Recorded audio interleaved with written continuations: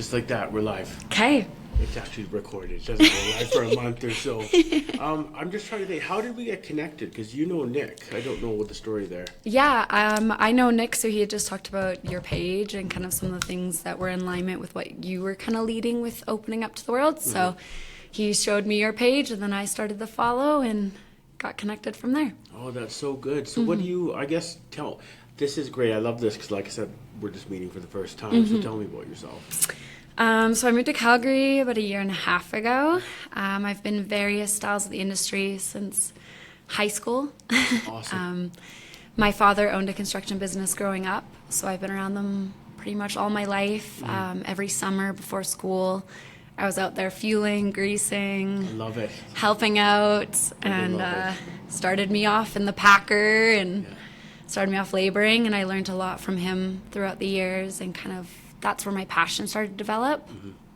In my early 20s, I went on and did home and civil, so I did water, sewer upgrades, residential. I worked on the drilling rigs. I worked as a shop hand. I've kind of bounced around various different ones. And then about 5 years ago, I got into, actually I think I wrote down the date.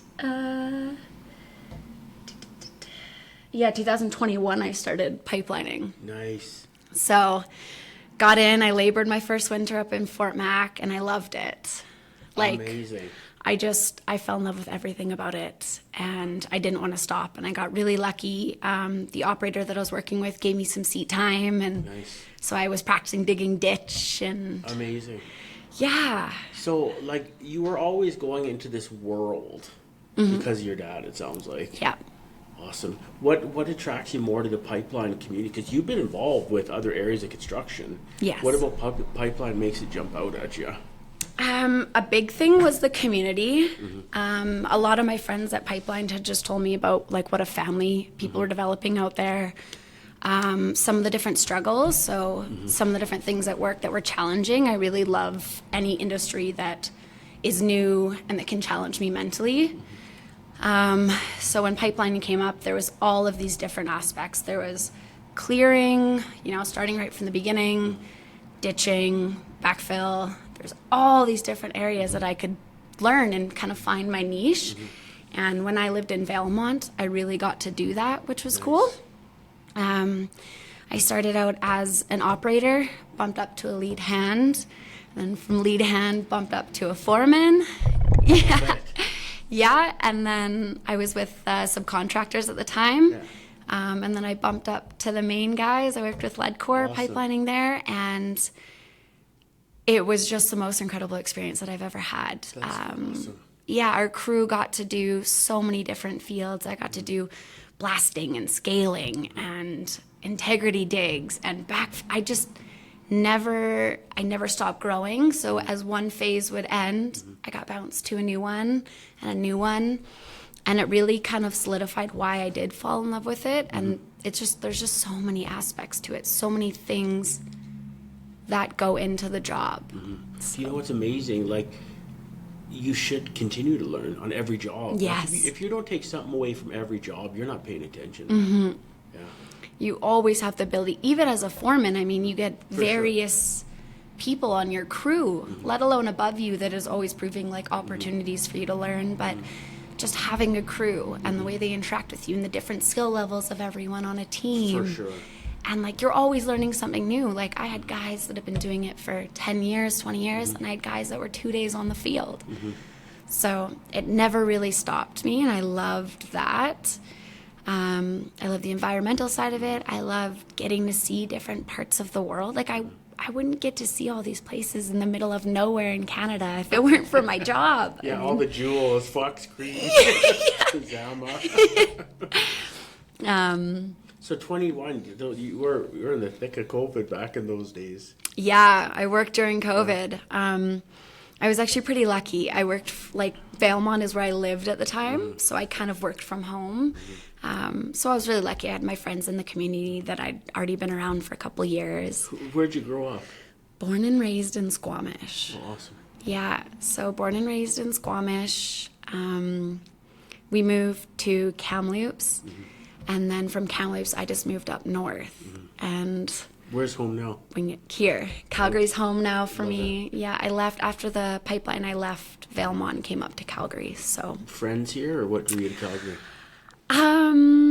I don't really know. I just felt like I needed to be here. Another thing that appealed to me is the fly in, fly out. I spent so many years driving all winter to the middle of nowhere and kind of getting home and being like, how did I? It's funny, I'm doing my first fly in, fly out this winter, and I've never done it my whole life. No shift work, nothing. It's good. I like it. It's incredible. Yeah, it was very new for me to do it that way. But just taking, safety factors, taking me off the roads was just something that I was looking forward to, is just getting a break from that aspect to it. But so it's airport's here, perfect for fly in, fly out. My sister's here, my nephews, so. It's so important. What do your folks think you adopting this gypsy lifestyle? They've kind of always been okay with it. Originally, I had just said that I was going to do it to pay for school, and then I didn't want to stop. I just, as I evolved from just a laborer to understanding so much more about the ground, that I just wanted to keep expanding, so I didn't want to end up stopping. And my mom enjoys it. She likes to hear the stories and is really proud of my accomplishments and the things that I've done. A couple companies that I've worked for, I was the first female ever hired by them, so it's very interesting. A little bit of a learning curve for both sides, maybe? Bit of a learning curve for both, yeah, for sure. Two of those companies were working on the rigs, so being an operator, being involved with the crew, it's just not a common field that women were going into.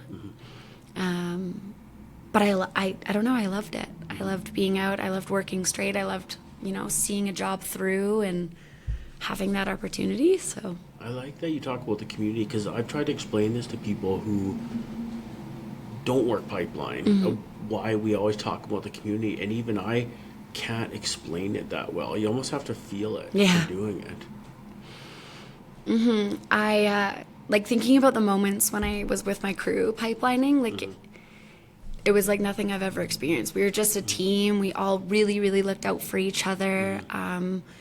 After work, we'd all go for dinner and talk about our week ahead and some goals, and not just goals with work, but personal goals. So we kind of developed very close relationships where we held each other accountable, because we were all working away from our friends and our family and our lives.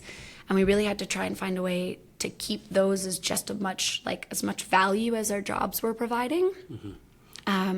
So we all talked about our families frequently. We had pictures posted of everyone's families. So every morning for our toolbox, we'd see them, and different guys would talk about like who they are, who their family is, why they work safe. And I love that.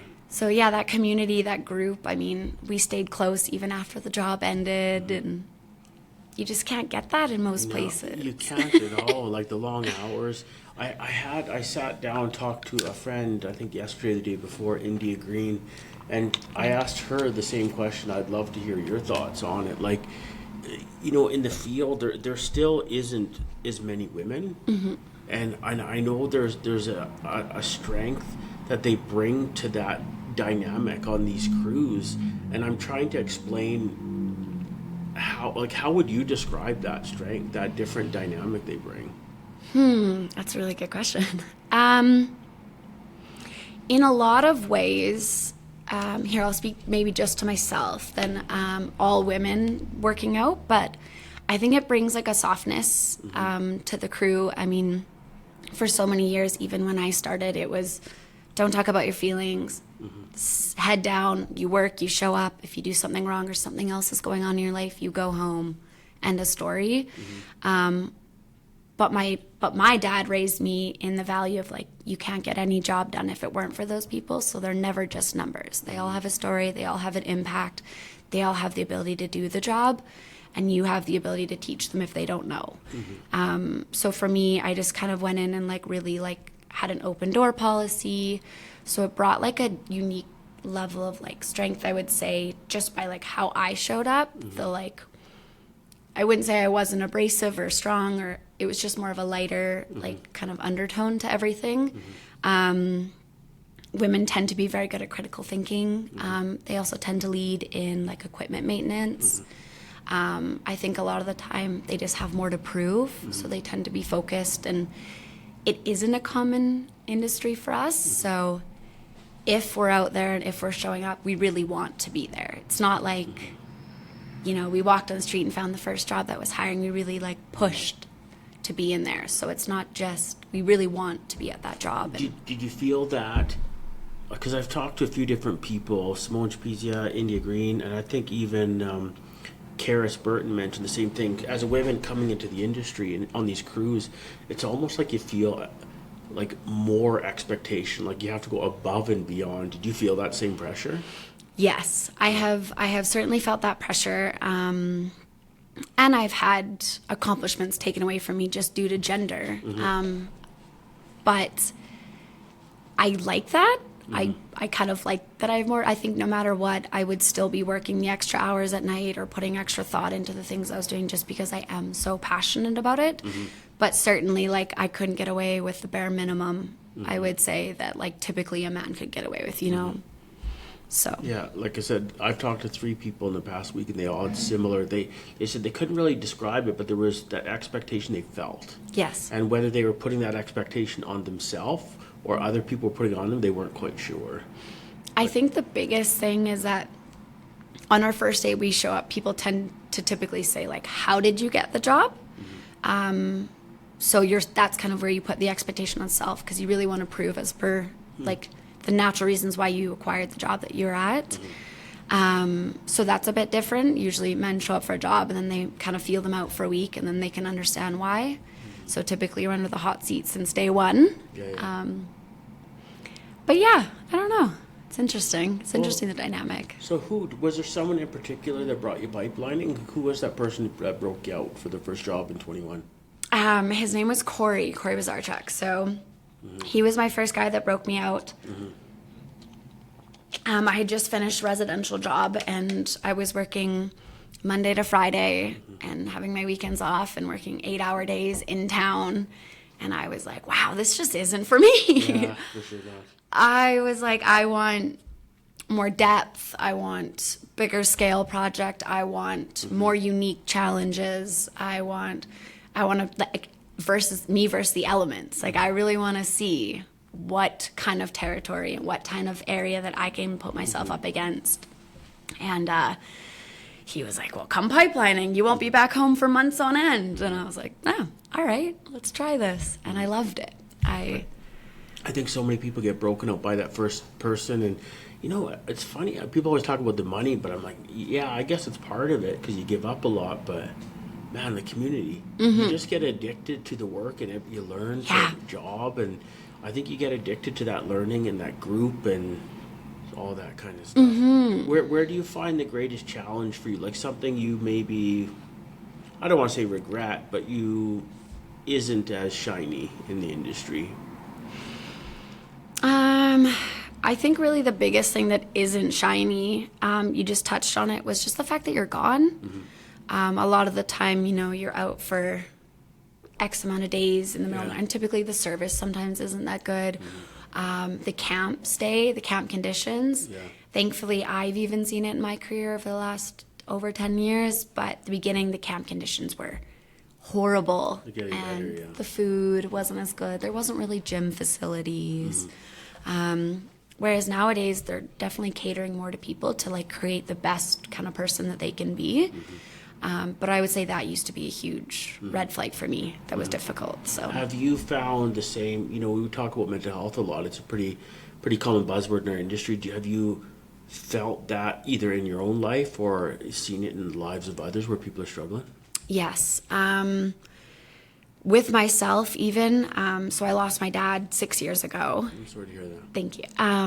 But I loved it because going back to work, everyone told me to kind of take more time off, but they were my family. You know, my work, my team, my crews were really my family. So going back was one of the best things that I could do, and I really leaned on them to kind of help propel me forward.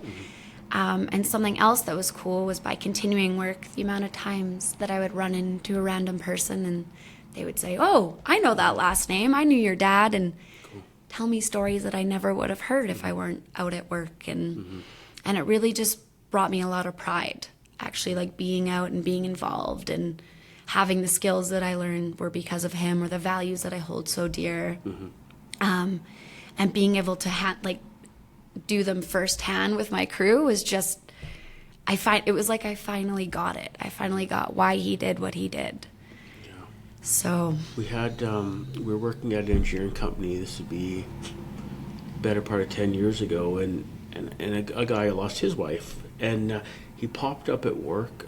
I'm gonna say 2 or 3 days later, basically quick enough that we all we love the guy, and you don't know. So we were talking amongst ourselves, like, oh my God, like it feels weird. He's back at work this soon, but like there's no prescribed amount of time you're supposed to take off and grieve or whatever. And we talked about it afterwards, like, well, this, like, we're the guys, like we all work together, we do everything together. So maybe it'd been a prolonged illness, so maybe he'd done that grieving and now he wanted to be back with his people, and this is his normal or whatever. So maybe you had the same thing. Yeah, I think it's very different for me. My livelihood, my joy comes from work. I love waking up and like going to the job site and, oh, it's raining. Okay, new challenge. What do we have to change around? Or I love going to my job. So for me to take that away and sit at home was not doing me personally any good. I think there's definitely like a safety factor for how people deal with things and grow. And like I was still talking to someone at the time, like a counselor. And so I did still go through it. I knew that work was what was going to make me happy and bring me actually closure towards him. So I wanted to get right back to it. It's not the same for everyone. I mean, when I had guys on my team, there's a few of them that had to take time off for like very personal reasons, and I always had a spot waiting for them when they came back, stayed in touch. But it's definitely a silent illness, and it doesn't always show up right away, and it's not always very obvious. So talking about it is one of the best things that I did with my crew. I like that. I was very open about things that I've struggled with and different hinders in my life, and different guys, when they felt called, shared their story. And so just creating an opening for them to have that space to share it is huge. Oh, it is so hard to do, but even you being that safe place to talk, and you're coming from your own vulnerable place, I think it provides, other people the courage to do the same. Well, it's not the same industry anymore that it was. Thankfully, it's definitely changing for the positive, and people are given a lot more time to like actually process their feelings and tools. And so many of the companies that I've worked for in the past like 3 years alone have free counseling services, not just for you, but for your full family. And there's just so many available tools that are being given if people search for it, but they really need to know that they're available and like hear people using them. We had some meetings last summer on a job, and I talked to some of the guys about the resources, the 1-800 numbers, whether it was for therapy, financial counseling, a bunch of great things, and it's awesome. But it was interesting for me to hear when we had some of these meetings that a lot of the people, and I say guys, there was women in the group too, but they said, not just one person, I'm going to say a few people told me they were more comfortable sitting in a private room exchanging tears with other pipeliners than they were phoning a 1-800 number. Not because they said they were comfortable with the confidentiality side. They said it was more, we're talking to someone at 1-800 number that is for sure not a pipeliner. Yeah. And they don't understand. So it's hard to explain, or they felt it was hard to explain to someone if they don't understand the context, so they wouldn't even phone those numbers, even though they were available. Yeah.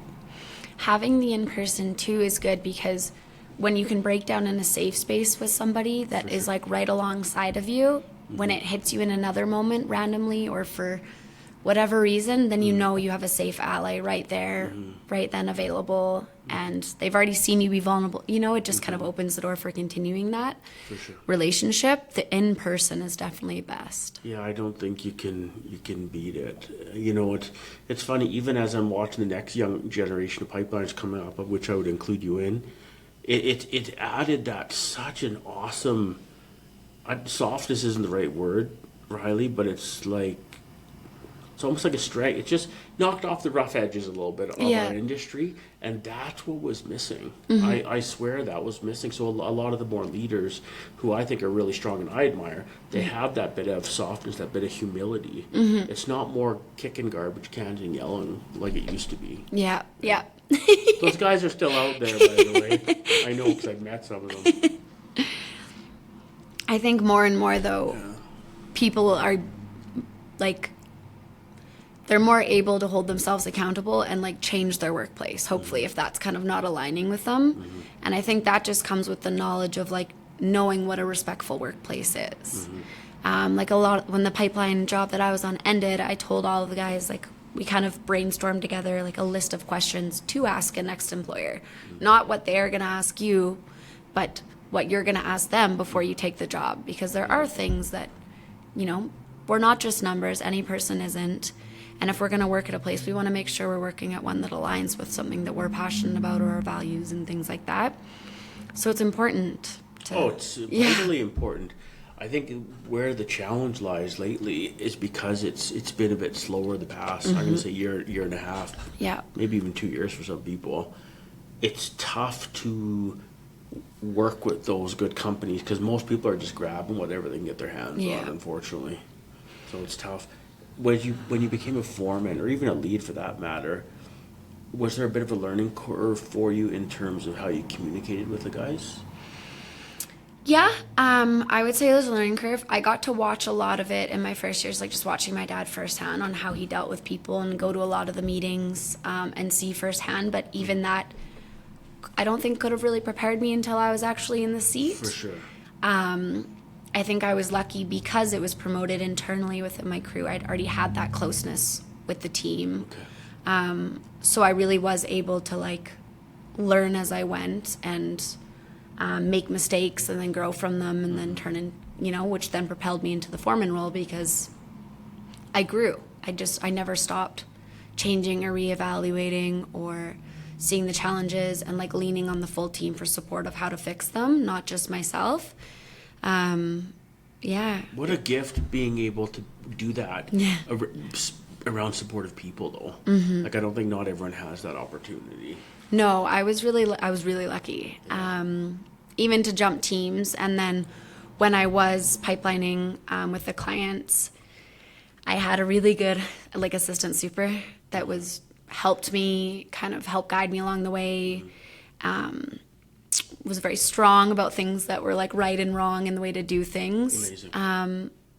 And I couldn't have been more grateful. Like Tyler really propelled me ahead and like showed me, like not just like told me what to do, but like in all of the roads when we do a scout walk and see what was ahead for the crew, he would stop and say, "What would you do?" So it just gave me that safe space to like, this is the way I do it. Well, no, how about this or that? And so it really let me like learn on my own and see every problem and then like see where maybe I missed something before I dealt with it firsthand with the team. So I liked the way that we kind of built that learning program. But I was so lucky. I learned so much and grew so much.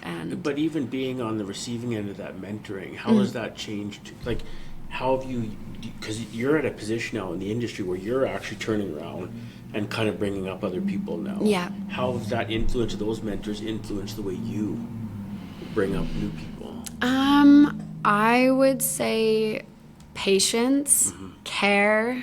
I think a big one too is like seeing the full story of a situation. But I think just basically coming down to it is like if I were to have like a green guy starting on my crew firsthand, the mentorship then just turns into more like, I don't know the right wording, like guiding, I guess, like together instead of like as a crew, like actually spending one-on-one time with someone and like really understanding what they're not what they're not following or where they need to grow, doing the basics. A big tool for me with new people being around equipment, even though they were labor, was like getting them in the seat of equipment, showing them the blind spots, how it works, which way it works, why, which way an excavator can stretch out to, how far it can stretch, just so that people are set up at least at the safety level to be in a learning environment and like try new things. So I like that. So that's something maybe you have a gift at in terms of, teaching and helping others. Because I know you probably had a lot of help from mentors when you were coming up, but not everyone, it doesn't come naturally to everyone, being a mentor and teaching and giving. You kind of either, I don't want to say you have it or you don't, but I would say some people, it did, like I said, it doesn't come naturally to people. So tell me about this Tyler. What's his last name? Is this someone I know? Tyler Weichel. Tyler Weichel. I worked with him. I remember he sat me in a side boom on a Midwest job. I was a young laborer, so this would be in the late 90s, early 2000s or something. Yeah. He's still at it, eh? Yeah. Yeah, it was really cool to work alongside him. Very smart, very knowledgeable man, good personality. So yeah, it's so funny. I have an old picture of me on a boom I shared on LinkedIn not that long ago, and I think my brother took it. Nice. We were working with Tyler at the time. Yeah, small world. Small world. So is this an industry with all the good and bad? Because it's not all good. It's obviously not all bad. Is this something you would encourage people to come into knowing everything you know now? Yes. Okay. I love recommending the industry to anyone. I think it's an incredible way to see a lot of the world, like a lot of Canada, a lot of the hidden areas. It's a really unique place to grow and challenge yourself. Like, it's great. The people are incredible. The pay's good, obviously, but that's not the driving factor for me. And I think maybe that's part of what my mentorship that I liked, is that I really did it because I wanted to. There wasn't, when I showed up for work and I worked with someone firsthand, it wasn't because I was getting paid at the end of the week it was because I actually wanted to be there. And that's what I love about my job. A big thing I would always say to like the guys is, if you can take my job, that's a great thing. If we continue on and you like advance well enough to have my position, then I've done something right. And that's why I would always encourage it to other people who have never been there, is that there's so much to learn, and it's great. And it's a great skill to have, and the community is incredible, and the people you'll meet. So many different walks of life of people that I've met is just incredible. And the stories I've heard. And I always tell people, like, if you're a pipeline long enough, you just become a natural storyteller.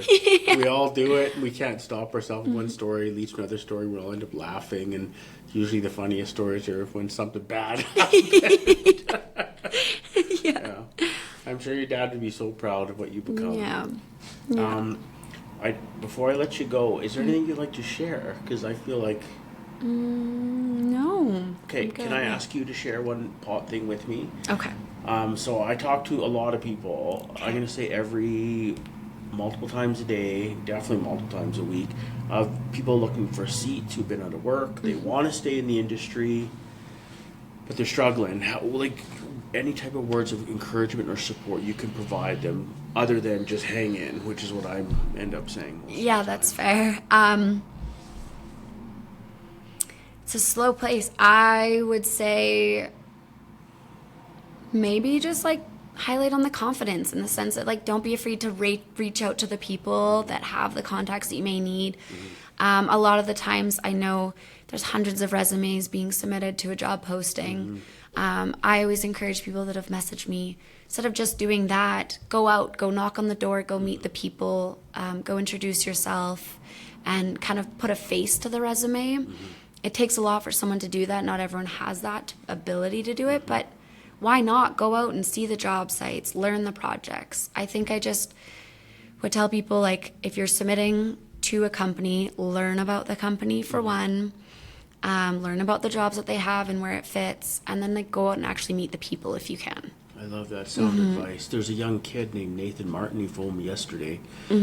Just reached out to me on LinkedIn, and he phoned to quiz me up about different courses in school, what he should take, and blah, blah, blah. And I'm like, man, like, I respect and admire that so much a young person would do that, because there's no way I had that much confidence when I was a kid. So I pretty appreciate when other people do it.